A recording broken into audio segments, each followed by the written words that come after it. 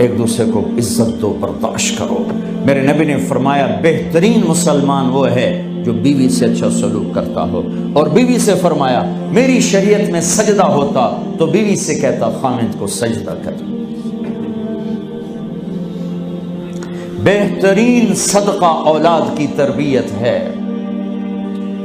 پورا گھر میرے نبی نے نقشہ، ہر ایک کی قیمت بتائی۔ ماں تیرے قدموں تلے جنت، کہ کاش میری ماں زندہ ہوتی، تم دیکھتے میں کیا کرتا، میں عشاء کی نماز کے مصلی پر ہوتا، میں سورۃ فاتحہ پڑھ رہا تھا، ادھر سے آواز آتی میری ماں کی محمد، تو میں نماز توڑ کے کہتا لبیک اماں جان۔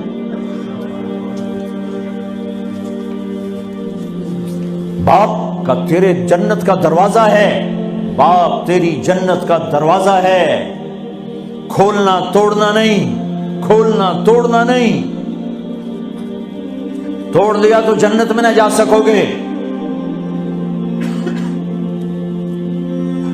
سب سے بہترین مسلمان جو بیوی سے اچھا سلوک کرے، سب سے بہترین عورت جو اپنے خامند کی منشا کو دیکھے۔ پھر آپ نے ایک عجب بات فرمائی جو معاشرے میں بہت بوجھ بنتا ہے جس کا، ہاں بھائی تمہیں ایسا صدقہ بتاؤں جس سے بڑھ کے کوئی صدقہ نہیں، تمہیں ایسا صدقہ بتاؤں جس سے بڑھ کے کوئی صدقہ نہیں۔ انہوں نے کہا جی کیا؟ کہا الابنۃ المردودہ، جس کی بیٹی کو طلاق ہو گئی یا بیوہ ہو گئی اور گھر واپس آ گئی ماں باپ کے، یا ماں باپ نہیں ہے تو بھائی ہیں، وہ ایک بوجھ بنتی ہے ماں باپ پر بھی، اور بھائی تو ویسے ہی باغی ہو جاتے ہیں۔ میرے نبی نے فرمایا اس بچی پہ خرچ کرنا کائنات کا سب سے افضل صدقہ ہے۔ گھر، ایک گھر کیسے چلتا ہے؟ ہمارے ہاں پنجاب سندھ بلوچستان سرحد میں بہنوں کو وراثت میں کوئی حصہ نہیں ملتا، سب بھائی کھا جاتے ہیں۔ میرے نبی نے فرمایا جس کو اللہ نے 2 بہنیں دیں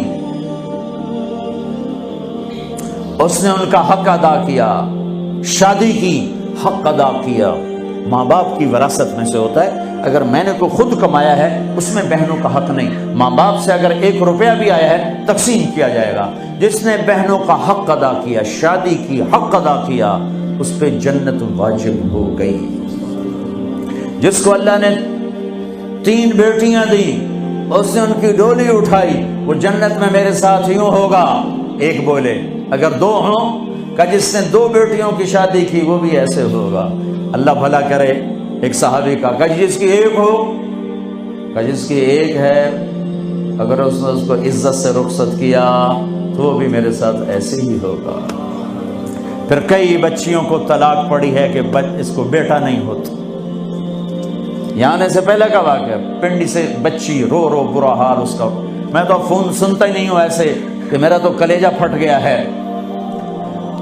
ہے کہنے لگی کہ سسرال نے کہا تھا بیٹی ہوئی تو طلاق دے دیں۔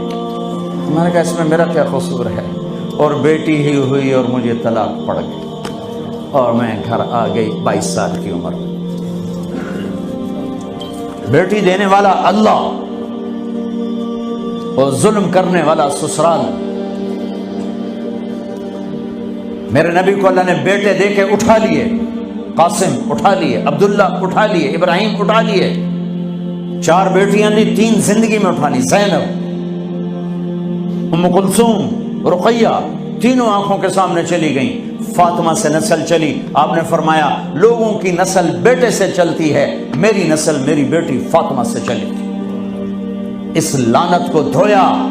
عورت کا کیا قصور ہے اگر اس بیچاری کو بچیاں ہو رہی؟